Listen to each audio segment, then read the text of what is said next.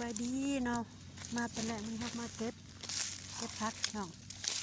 เก็บพักโปดนี่อันนี้ซุปหรือว่าลวกจำแจวลายเป็นลายแต่ว่านี่เป็นส่วนว่าแม่เราไม่สิมีประจำพี่น้องรสชาติสีคมพอดีแซ่บ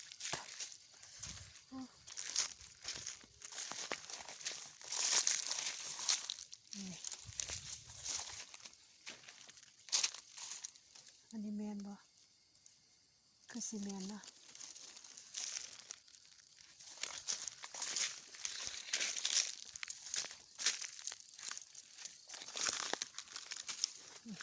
บางคนก็มักกินแล้วก็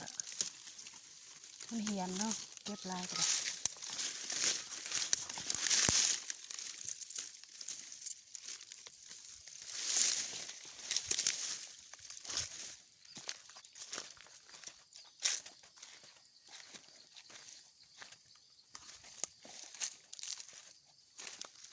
โอ้ยอดงามขนาดนี้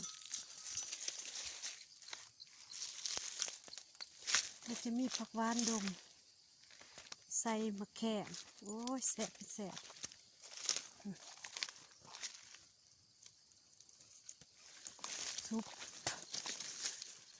ซุปผัก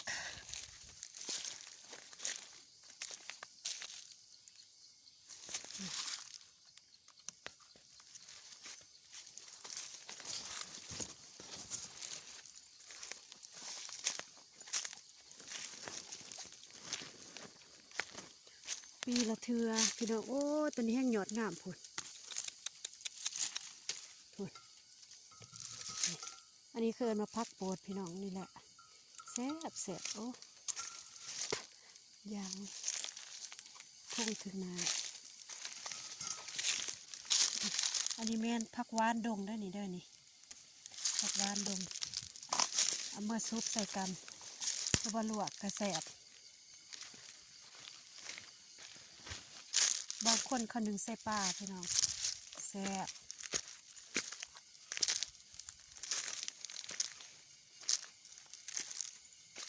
เหียนเนาะเพราะว่าไผ่กระเก็บหากินผักกินมีกินแต่ซีนแต่ปลาเขากับเอาไว้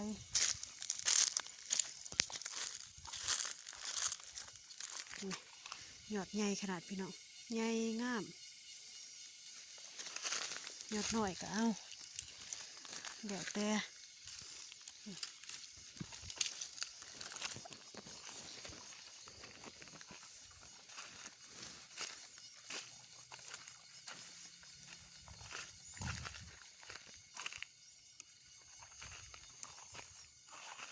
บางเทื่อกับมูมากก่อนมูก็เก็บก่อน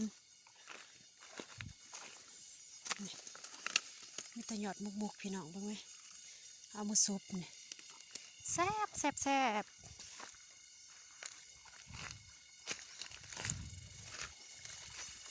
แต่ว่าบางครั้งเนาะก็จะไปเก็บก็เห็นบ่หมดดอกแล้วก็เก็บตัวนี่อันนี้แม่นผักหวานดงพี่น้องพี่กกมันอันนี้แม่นหยอดนี่จะเก็บอะไรเด้อนี่อันนี้หยอดใหญ่เอามาซุปใส่กันเนี่ยโอ้รสชาติแซ่บขนาด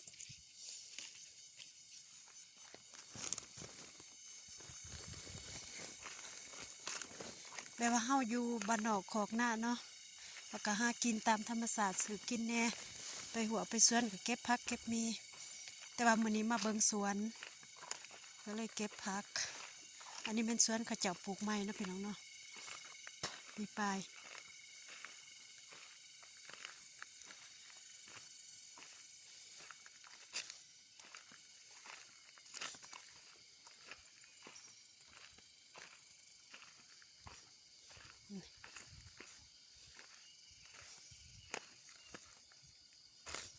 นี่ห้อยเขาจะเอาผืนได้เนี่ย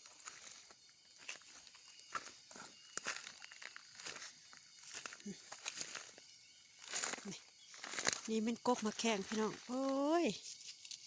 นี่หน่วยมันแต่ว่ากินบ่ได้เนาะเดี๋ยวมันแก่แห้งนี่เราจะเอาผักหวาน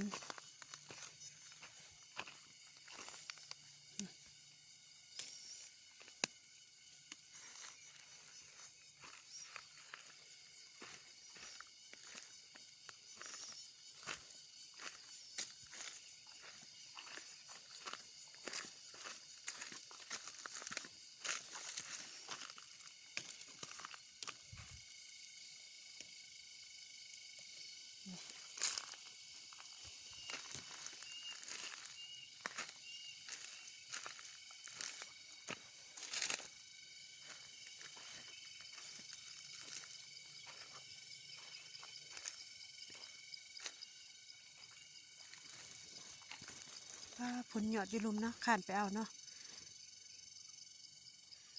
นี่กกมาแกงพี่น้องมีอยู่บ่แนวมาซุปใส่กันนี่เห็ดอ้อเห็ดออมนี่เป็นหมากที่ว่าหมากอ่อนเนาะพอดีโหลดพอดีซุปแซ่บซุปใส่ผักโปด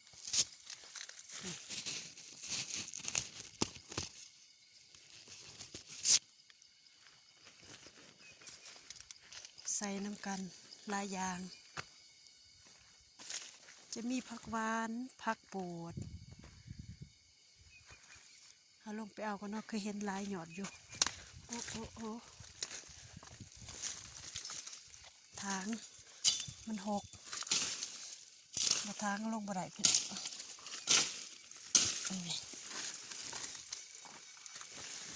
ต้องได้ใส่ผ้า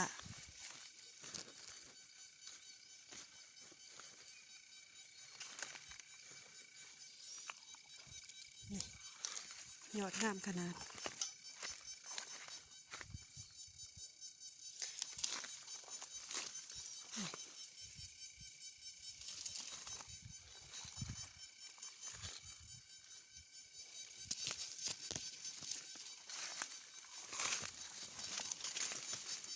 หยอดหน่อยก็มีหยอดใหญ่ก็มี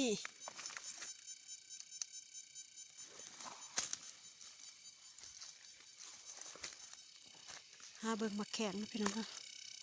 โอ้ยแดดก็ร้อนแห้งแต่ว่ามื้อวานนี่ฝนตกมื้อนี้ฝนบ่ตกก็ตกแห้งบ่แดดก็แดดแห้งพี่น้องแต่ว่ามันบ่เสมอนี่ว้าลวกจำปนก็ได้เด้อมาแข่งนี่แสบเป็นแสบแก้วผักอีโขนี่เกือบพอเห็นเนาะหยอดผักมันจะตำลายแต่ว่าบางเขตก็มีบางเขตก็บ่มีเด้อมาแข่งก็ได้ผักโปดคือกัน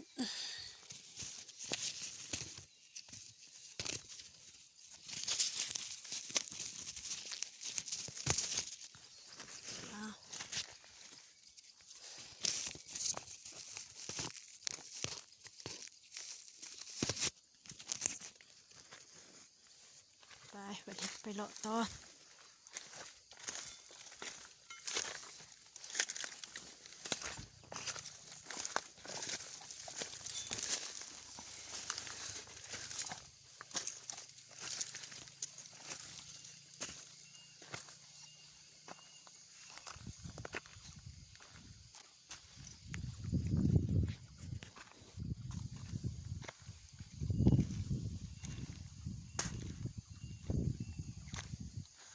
แนมหามีแล้วก็ย่างไป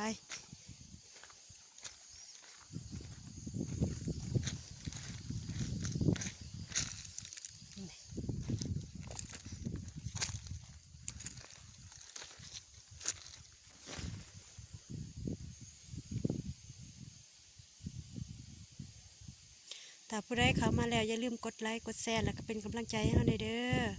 แล้วก็กดติดตามเราจะมารีวิวเนาะเกี่ยวกับบรรยากาศอยู่แถวเขตปากซองเนาะบรรยากาศเย็นๆพี่น้อง